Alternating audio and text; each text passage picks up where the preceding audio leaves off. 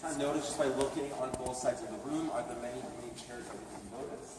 Every single green chair that you see essentially represents one member of Parliament, an MP as we refer to them here, that is elected by their home riding into the House of Commons. Does anybody know the exact number of MPs that currently work in Canada? It's a bit of a trickier question, but I'll ask anyway. Yes? 338? Correct. So there are 330 MPs that do work in Canada, and they do represent Canada's population.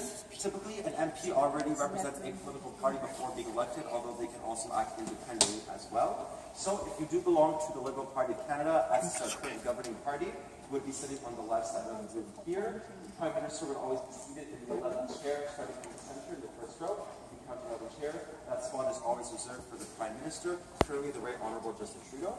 And they would always be directly facing the leader of the official opposition, which is currently the Honourable Andrew Scheer, representing the Conservative Party of Canada, which is our current official opposition.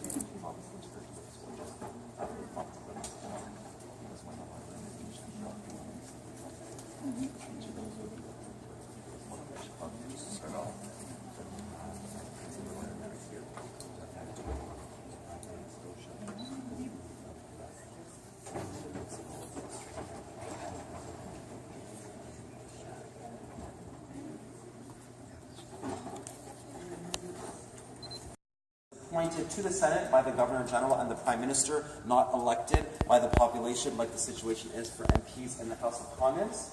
Just by taking a look at the number of chairs on both sides, does anybody know the exact number of senators in Canada? It's much less than MPs in the House. Yes? Remove 60 from that. There you go. So there are 105 senators that do represent Canada based on region here in the Senate, not based on population.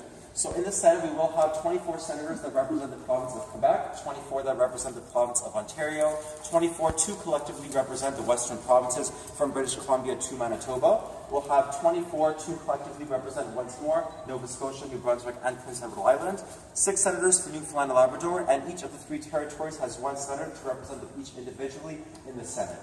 A bit earlier in the tour, we talked about how once the House of Commons accepts a bill, it will be sent to the Senate where different steps of readings and discussions and votes will take place to make sure that all of these ones. This is the reading room.